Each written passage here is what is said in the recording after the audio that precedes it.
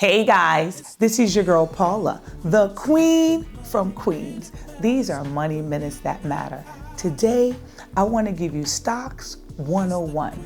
What's a stock? Those are little slices of ownerships into a company. They make the financial world go around.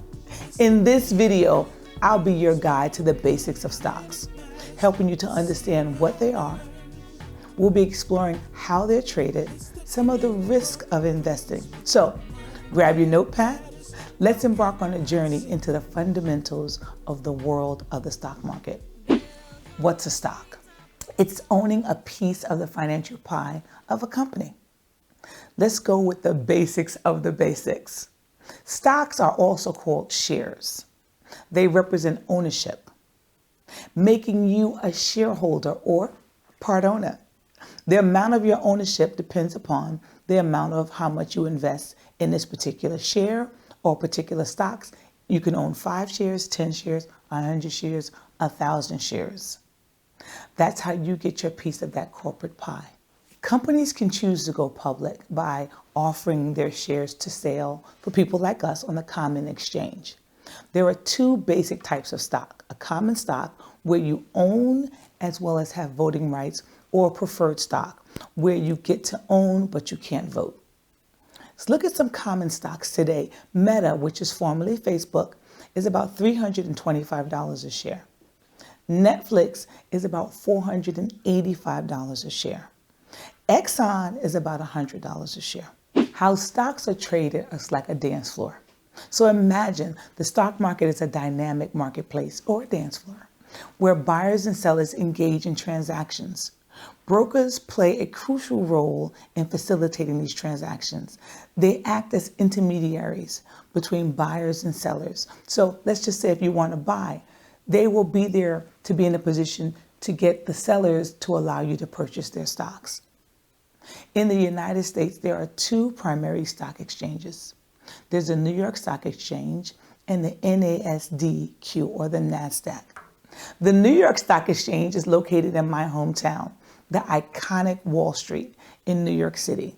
It is a physical trading floor. This is where exchanges often take place with larger, well-established companies known as blue chip stocks. This has very strict listing requirements in terms of the minimum price of the stock, how established it is, and how healthy financially the company is. On the other hand, the NASDAQ is an electronic exchange. It's known for hosting many technologies and internet-based companies. This electronic trading system allows for faster and more efficient transactions. Each exchange has its own unique characteristics, and the companies can choose to be listed on one or the other based upon their preference or their business profile. But how do we know if we should purchase Netflix at $465 or do we go and purchase Meta? Who determines the price? How are stocks valuated? The prices are set by determining what will an investor, you and I, what are we willing to pay for the company? There's a ratio called the PE ratio, which is the price to earnings ratio. It provides valuable insight by comparing a company's stock price to its earnings per share. Essentially, it gives you an idea of how much an investor is willing to invest for each dollar that the company earns. A high PE ratio might signify an elevated expectation for the company's future, while a low PE ratio may give you a hint at the potential value of the investment. These metrics help investors to make informed decisions. Information is key. We need to understand the risk and the rewards of a stock. Typically, the greater the risk, the greater the return. Stocks are volatile. They go up and down every day. It can be a thrilling roller coaster ride of potential gains and losses. When purchasing an individual stock, you're investing in an individual company. So if that one company does well, then you do well. But if it does poorly, then so does your money. What's your risk tolerance? Are you a person who likes to take risks? Back in the days, we used to say, scared money don't make no money. I tell people they should only be willing to invest in an individual stock what they can afford to lose.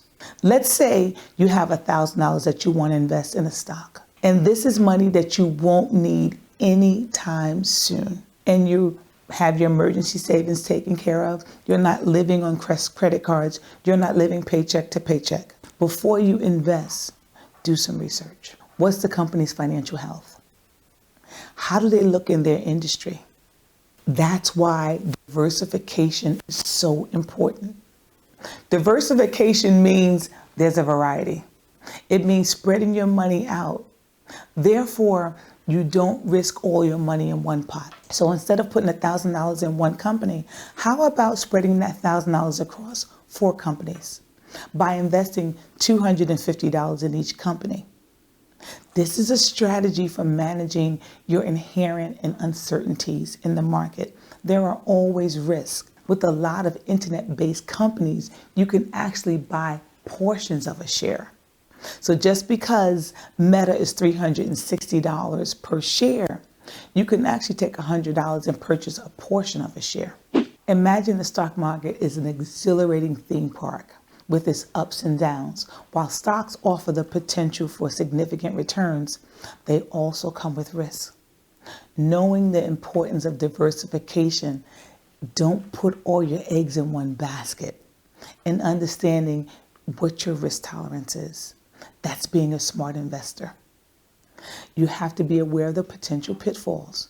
It's crucial for any investor seeking to navigate the stock market with confidence. There you have it. This is your beginning guide to Stocks 101. These are your basics. From understanding what a stock is, to exploring how they're traded and the dynamics of stock prices, we've covered the basics. This is your girl, Paula. I love you. We're going to grow financially astute together. If you like what you hear, click subscribe below. Go on my website, robertstargetfinancials.com. I am here for you. We're going to do this financial wealth building game together. See you next time.